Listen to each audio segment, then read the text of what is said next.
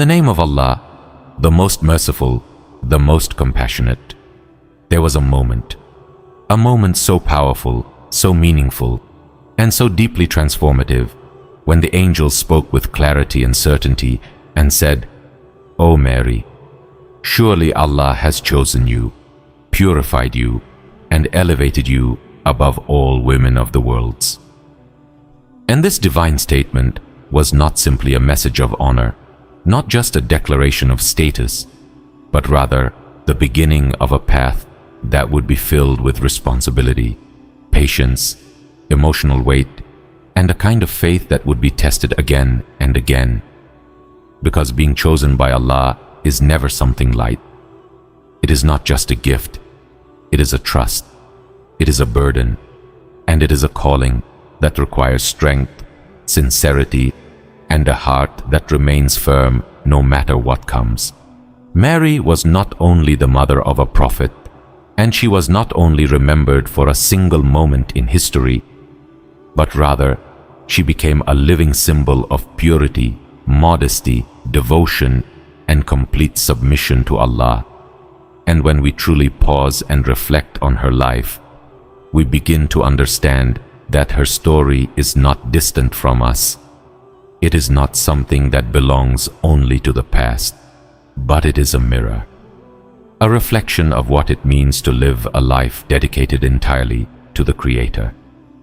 Because her journey was not easy, it was not filled with comfort or ease, but instead it was filled with moments of isolation, moments of misunderstanding, moments of deep emotional struggle. And yet, through all of that, she never turned away. She never allowed doubt to take over her heart, and she never lost her connection with her Lord, even when everything around her seemed uncertain. Even before she was born, her story had already begun, and her path had already been set into motion, because her mother, Hannah, had spent years, long years, carrying within her a deep longing for a child. A longing that only those who have waited, who have hoped, and who have prayed endlessly can truly understand.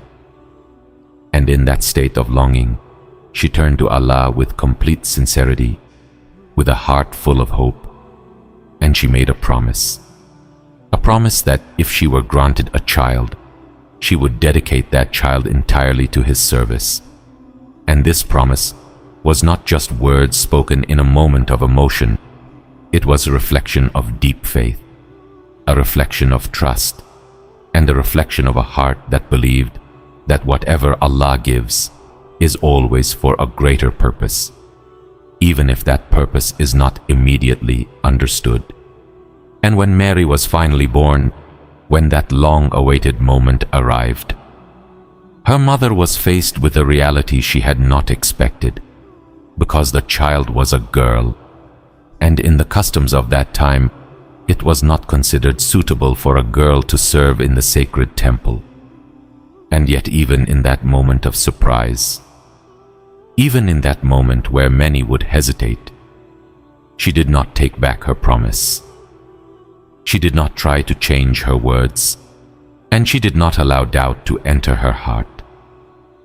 But instead she turned to Allah with humility and acceptance, acknowledging that Allah knows best what He creates, and that His wisdom is far beyond human understanding. And in that moment, we witness one of the clearest examples of true surrender, when a person places their trust in Allah above their own expectations, above their own plans, and above their own desires.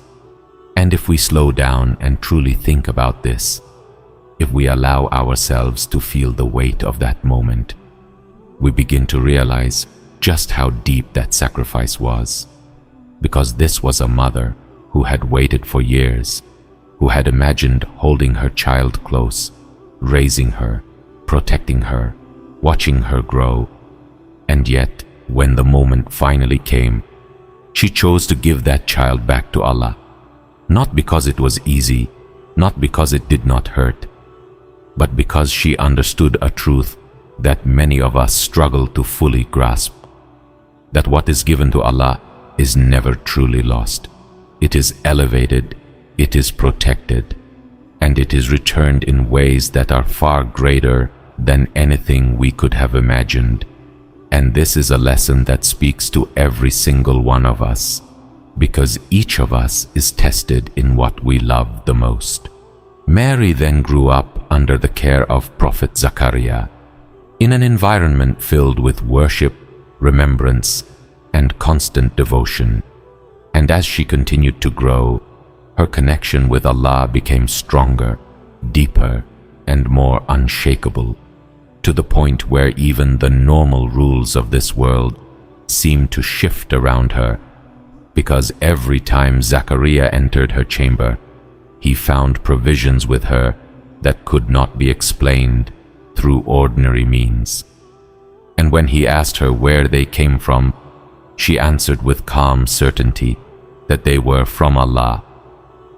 And in that simple response lies a powerful reminder that when a person truly relies on Allah, when their heart is fully connected to Him, He provides in ways that go beyond logic, beyond expectation, and beyond limitation. But all of this, every moment of growth, every act of worship, every step of devotion, was only preparation, because a greater test was coming, a test that would shake her life completely, when the angels came to her again and delivered a message that would change everything, telling her that she would be given a child without any human intervention. And in that moment, her human nature responded in the way any human would respond, with confusion, with a question: how could this possibly be? And yet the answer that came was simple, direct, and absolute. When Allah wills something, He only says be, and it becomes. And then came the moment of birth, a moment that carried both honor and immense difficulty, because with the birth of Jesus came not only a miracle, but also accusations, whispers, judgment, and a trial that would have broken most people.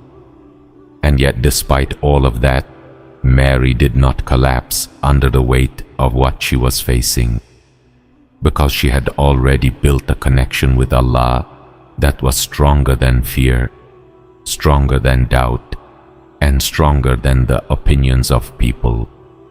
And in the moment when she needed support the most, Allah did not abandon her, but instead defended her in a way that no one could have expected, by allowing the newborn child to speak, proving her innocence and showing that those who rely on Allah are never left alone. And when we reflect deeply on the life of Mary, when we truly allow her story to settle in our hearts, we begin to understand a profound truth, that dedicating oneself to Allah does not remove hardship, it does not eliminate struggle, but it gives meaning to it. It transforms pain into purpose, and it turns every trial into a step that brings a person closer to their Lord. And this is not just something from the past. It is a reality that exists even today, because anyone who chooses this path will face challenges, will feel misunderstood, will experience moments of loneliness, and will have to keep moving forward even when the path feels heavy and uncertain. Today, more than ever, we are in need of people like Hannah, who are willing to give what they love for the sake of Allah, and people like Mary, who are willing to dedicate themselves completely, without hesitation, without fear, and without turning back. Because real change does not come from comfort. It comes from commitment, from sacrifice, and from a faith that remains strong even when everything else feels unstable. So take a moment, pause, and ask yourself honestly, what are you truly living for? What are you willing to give? What are you willing to sacrifice? And are you ready to walk a path that may not be easy, but leads to something far greater than this temporary world. Because in the end, what we give for Allah is never lost. It is transformed into something eternal, something lasting, something that remains long after this life has passed. O our Lord, accept from us those who come to you with humility. Accept our efforts, accept our intentions, strengthen our hearts, guide our steps, and allow us to be among those who remain firm no matter what they face. Because all honor, all dignity, and all true success belong only to you.